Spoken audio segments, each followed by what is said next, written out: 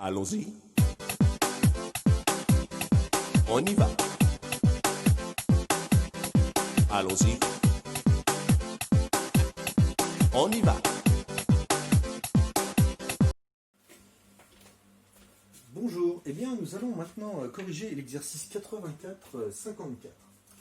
Bien, de quoi s'agit-il? Tout d'abord, on nous parle d'un cercle de centre K, de coordonnées 2, 1 et de rayon 3, et on nous demande son équation cartésienne. Bon, moi je ressors la formule du cours. L'équation cartésienne d'un cercle, ça s'écrit sous la forme x moins xk, où le point K est son centre au carré, plus y moins yk au carré, égale r au carré. Bon, je vais remplacer xk, yk par leur valeur, à savoir 2 et 1. Et puis r, je vais le remplacer par 3, et on va voir ce qu'on trouve comme équation cartésienne pour ce cercle. Là, c'est parti. Bon, alors ici, ça nous fait donc x moins 2 au carré, plus y moins 1 au carré, égale 3 au carré. Je développe tout simplement. On y va. Ça nous fait donc x2, alors moins 4x plus 4, c'est une identité remarquable, hein. A moins b au carré, ça fait A2 moins 2AB plus B2, plus y2 moins 2y plus 1 égale 9. Bon, ça nous fait, je vais tout ramener à gauche, hein, et je vais ordonner, ça nous fait x2 plus y2 moins 4x moins 2y, 4 plus 1 ça fait 5, 5 moins 9 ça fait moins 4, est égal à 0. Voici donc l'équation cartésienne du cercle de centre K et de rayon 3. C'était pour la première question. Bien, deuxième question, montrer que le point A de coordonnées de 4, montrer que ce point est bien un point du cercle. Bien, alors on y va. On va remplacer x par 2 et y par 4 dans cette formule, et normalement on devrait trouver 0. C'est parti. Donc ça fait 2 au carré, plus 4 au carré, moins 2 fois 2, moins 2 fois 4, moins 4. Ça fait combien? Eh bien, ça fait 4. 4 fois 4, 16. Moins 4. Moins 8. Moins 4. Alors, ça fait combien ce truc-là? 20. Oui, 16 et 4, 20. 8 et 4, 8 et 4, 12 et 4. Ça fait moins 20. Donc, tout ça, ça fait bien 0. Donc, A appartient bien au cercle de centre K et de rayon 3. Même question, cette fois, pour un point B. Non, pas du tout même question. On nous demande de déterminer le point B, de déterminer les coordonnées du point B, sachant qu'il est diamétralement opposé au point A sur le cercle de centre C. Alors je vais faire un petit dessin pour comprendre ce qui se passe. Donc j'ai le cercle, de centre K. J'ai trouvé le point A qui est là, et on me demande de trouver le point B qui est ici. J'ai les coordonnées du point K, j'ai les coordonnées du point A. Il faut que je trouve les coordonnées du point B. Moi, ce que je vois ici, c'est que le point K, c'est le milieu du segment AB. Ça veut dire que donc, les coordonnées du point K sont égales à quoi? On va y aller. Ça va nous faire donc XA plus XB. Alors, on y va. XK et YK. Ça, c'est les coordonnées du point K. C'est égal à XA plus XB sur 2 et YK plus YB sur 2. Voilà ce qu'on doit avoir normalement. Bon, on y va. XA plus XB. XA, je crois que je l'ai, ça fait 2. Alors, d'abord, je vais écrire XK, pardon. XK, c'est 2, 1. Donc, les coordonnées 2, 1 sont égales à XA, c'est-à-dire 2, plus XB que je cherche. Donc, je laisse écrit comme ça, divisé par 2. Ensuite, YK, ça fait 4, plus YB sur 2. Bon, maintenant, je vais identifier. Ça fait donc 2 est égal à 2 plus XB sur 2. Et puis 1 est égal à 4 plus YB sur 2.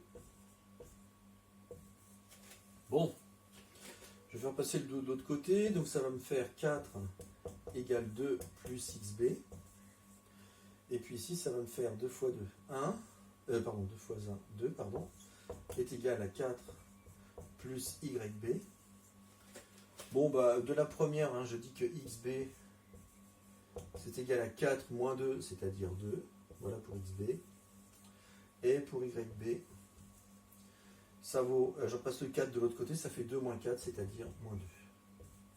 Donc le point B, il a comme coordonnée 2 moins 2. Voilà, j'efface et je passe à la suite. Bien, je poursuis maintenant avec la question 3, où on nous dit qu'on cherche à déterminer l'ensemble des points M qui vérifie MA scalaire MB est égal à 0. Donc les points M, hein, de coordonnées x, y, et on sait que MA scalaire MB doit être égal à 0. Bien, je vais le déterminer tout simplement. MA, donc ça fait les coordonnées du point A moins les coordonnées du point M. J'y vais. Coordonnées du point A, 2, 4, moins coordonnées du point M, moins x, moins y. MB,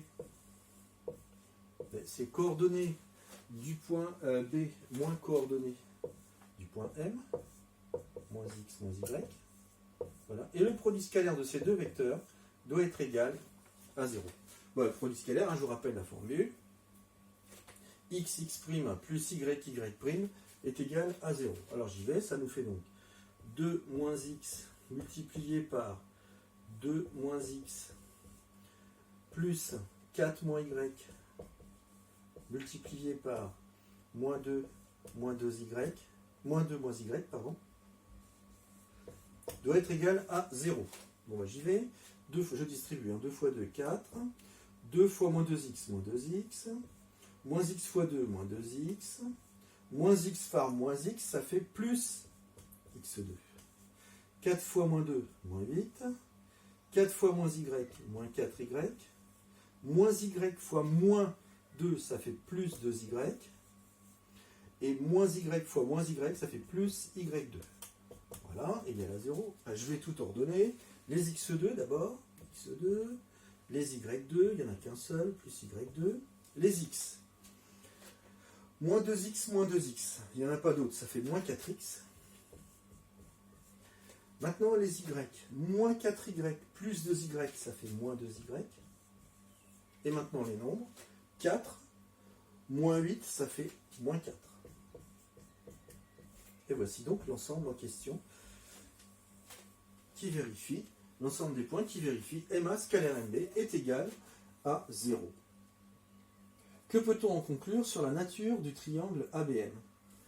Eh bien, en effet, qu'est-ce que je remarque ici?